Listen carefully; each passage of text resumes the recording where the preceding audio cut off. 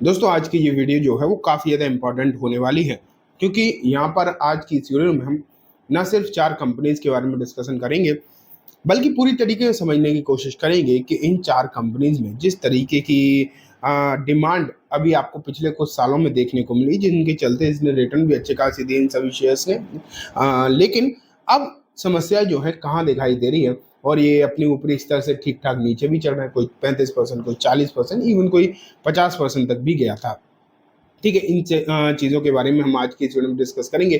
Companies को जानना तो बहुत ज़्यादा इम्पोर्टेंट है, लेकिन उनके बारे में इन डेप्थ एनालिसिस भी बहुत ज़्यादा ज़रूरी है। तो वही चीज़ें जो है मैं आपको सिखाने की कोशिश करूँगा इस वीडियो में, कि इन कंपनीज़ में फ़िलहाल कहाँ दिक्कतें हैं, और आगे क्या अभी जो प्रॉब्लम्स हैं वो आगे ये कंपनी जो है उन्हें रिज़ॉल्व करके फिर से जिस तरीके की डिमांड में ये पहले चल रही थी, उन डिमांड में दोबारा से आ पाएँगी। सब कुछ ओवरऑल डिस्कस जो है हम करने वाले हैं। हाँ, ये ज़रूर है, सभी के सभी बेहतरीन फंडामेंटल वाली कंपनीज़ हैं, लेकिन मैं आपको क्लियर कर दूँ, ये वीडियो जो है किसी भी तरीके कोई बाइंग सेलिंग की रिकमेंडेशन नहीं हो रही है।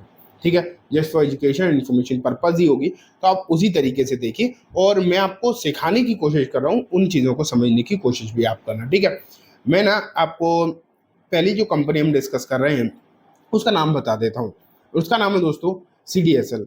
अब सीडीएसएल में आपने रिटर्न्स देखे हैं, पिछले कुछ समय में बेहतरीन रिटर्न जो है यहाँ पर आपको बनते हुए दिखाई दिए, इसमें कोई भी डाउट नहीं, बिल्कुल भी डाउट नहीं है। लेकिन अब क्या हो रहा है कि कंपनी का जो शेयर है वो अच्छा खासा नीचे है। मार्केट में, ओवरऑल मार्केट में समस्याएँ रही हैं, तो समस्या यहाँ भी देखने को मिली। लेकिन अगर हम ये देखने की कोशिश करें कि आखिरकार ये कंपनी जो है अपना पूरा बिज़नेस कैसे हैंडल करती है, किस तरीके से करती है, तो हमें एटलीस्ट ये समझ में आएगा कि अभी जो प्रॉब्लम्स हैं वो जेन्युइन प्रॉब्लम है, या फिर सिर्फ़ और सिर्फ़ मार्केट की गिरावट की वजह से ही गिरा।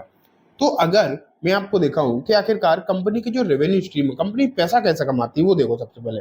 कंपनी जो है एनुअल इश्यूअर चार्जेस, यहाँ अगर आप देखो कंपनी जो है कंपनी से भी चार्ज करती है। जो अगर आप देखोगे कंपनी जिनकी शेयर्स मार्केट में लिस्ट होते हैं उनसे चार्ज करती है। फिर देखो ट्रांजैक्शन बेस्ड फीस भी लेती है।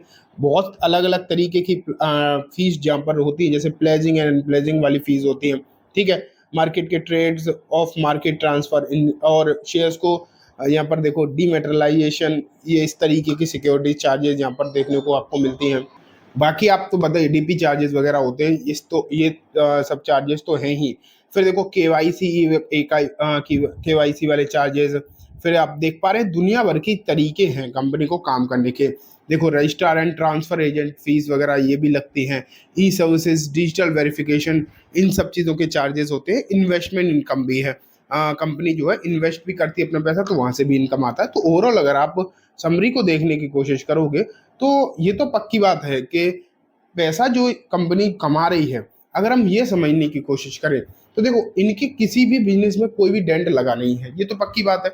अगर आप मार्केट प्रेज़ेंस समझने की कोशिश करोगे, तो पता चलेगा लगभग 80% मार्केट शेयर जो है यही खुद होल्ड करते हैं। 80% के आस-पास अगर आप देखोगे, तो एनएसडीएल पे तो इतना मार्केट भी नहीं है, जितना कि सीडीएसएल पे मार्केट है। तो मार्केट शेयर तो इनके पास अच्छा खासा है, आप ये मान के चलो। इस चक्कर में, इस वजह से हम बोलें, तो आपको जो है इनका बिज़नेस में कहीं कोई दिक्कत दिखाई नहीं देती, और दिक्कतें जो हैं वो सिर्फ़ और सिर्फ़ मार्केट की वजह से हैं, और अगर आप देखोगे तो एज़ सच कहीं कोई दिक्कत है ही नहीं।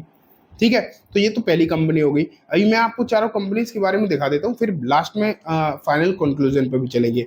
जो दूसरी नंबर की कंपनी है ना दोस्तों, उसका नाम है टाटा एल्क्सी। अब टाटा एल्क्सी में देखें, जो इनकी मेन है तो ये आईटी कंपनी है, तो हम सब जानते हैं, लेकिन इनका जो मेन बिज़नेस है वो कहाँ से आता है, ये देखो।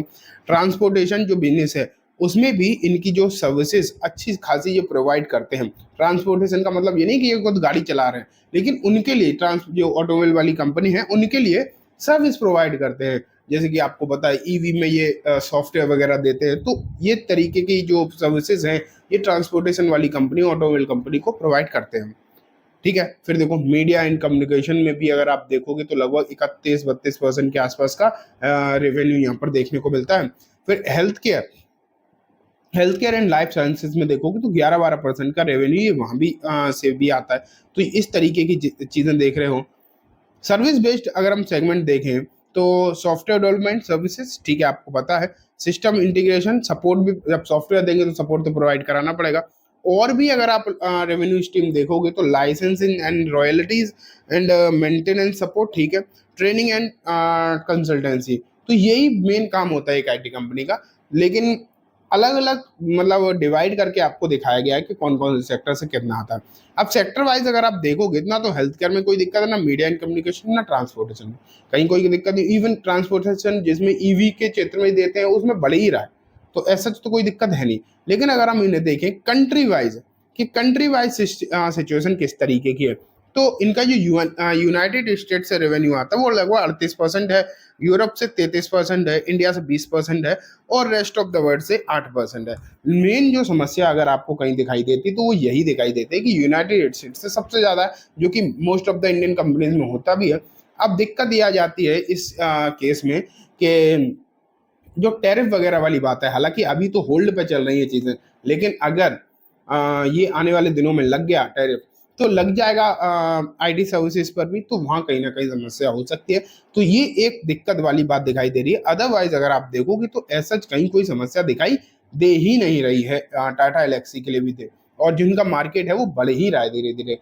अब ये तो दो कंपनी हो गई, अब मैं आपको तीसरी के ऊपर भी लेकर चलता हूँ, एंड तीसरी है दोस्तों एंजल वन। अगर आप एंजल वन के बारे में देखें तो ये देखो आप यहाँ पर देख पा रहे हो, एंजल वन के जो मेन सोर्स ऑफ बिजनेस है वो तो ब्रोकरेज फीस है, जो ये फ्लैट ब्रोकरेज चार्ज करते हैं 20 रुपए, वो है। ठीक है, वॉल्यूम मैटर्स, ठीक है, ज़्यादा वॉल्यूम होता है तो ये तो सबको पता है। लेकिन यहाँ प्रॉब्लम्स क्या है वो भी अभी हम डिस्कस करेंगे, क्योंकि इस केस में बहुत ज़्यादा है। मार्जिन ट्रेडिंग फैसिलिटी जो प्रोवाइड करते हैं उसकी भी फीस लगती है। डीपी चार्जेस तो खैर डिपॉजिटरी पे चला जाता है। सब्सक्रिप्शन फीस जो एडवाइजरी एल्गो वगैरह की होते हैं तो वहाँ से इनका पैसा आता है। और भी mutual fund, insurance policy, SIP वगैरह होते हैं तो उनसे कमीशन भी कमाते हैं, तो ये भी अगर आप देखो तो एक एएमसी भी इन्हें मिलती है, मिनिमम मेंटेनेंस चार्जेस। ये इनकी जो रेवेन्यू सोर्सेज हैं, ठीक है। लेकिन अदर फीस अगर आप देखो, penalty fees, gateway charges, research and advice, ठीक है, ये सब मतलब एक फिक्स कॉस्ट है जो इन्हें मिलती ही मिलती है, फिक्स रेवेन्यू है बेसिकली।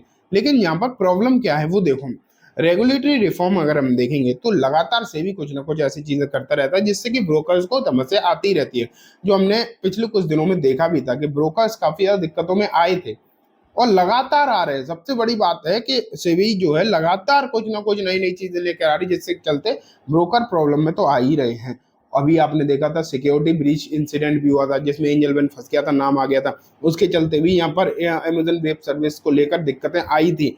और एक दिक्कत सबसे बड़ी ये है कि क्लाइंट एक्विजिशन दिक्कत में आ रही है, क्योंकि ग्रो बहुत तेजी से ग्रो कर रहा है, जीरोदा तो है ही, उसके चक्कर में इन्हें बड़ी समस्या हो रही है। अब वो आईपीएल में पार्टनरशिप वगैरह ग्रो वगैरह कर रहा है तो उससे भी इनके मतलब क्लाइंट को लाने का खर्चा बढ़ रहा है मेनली, एक ये बात मान के चलो।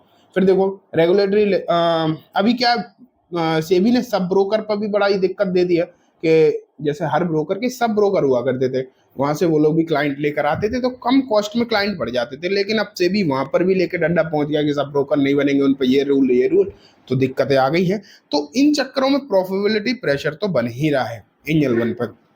तो इसके लिए भी अगर आप देखोगे तो हालचाल बाकी तो ठीक है, लेकिन ये जो सेबी का डंडा है और साथ में बढ़ता हुआ कंपटीशन, क्योंकि इस क्षेत्र में लगातार कोई ना कोई आता चला जा रहा है, लगातार कोई ना कोई अभी जियो भी घुसने की कोशिश कर रहा है, तो इस क्षेत्र में ये प्रॉब्लम आ रही है। एंड जब लास्ट अगर हम देखें तो वो दोस्तों केपीआईटी में अगर आप देखोगे तो यहाँ पर इनके रेवेन्यू सोर्स देखोगे, पावर ट्रेन में देखो, focusing on electric and hybrid vehicle technology, तो ये भी ना इलेक्ट्रिक व्हीकल डिपार्टमेंट को ही अपनी ज़्यादा सर्विस प्रोवाइड करा रहे हैं, इलेक्ट्रिक और हाइब्रिड में। कनेक्टेड व्हीकल्स अगर आप देखो, autonomous driving and ADAS system जो होता है, आजकल सब गाड़ियों में एडास सिस्टम आ ही रहा है।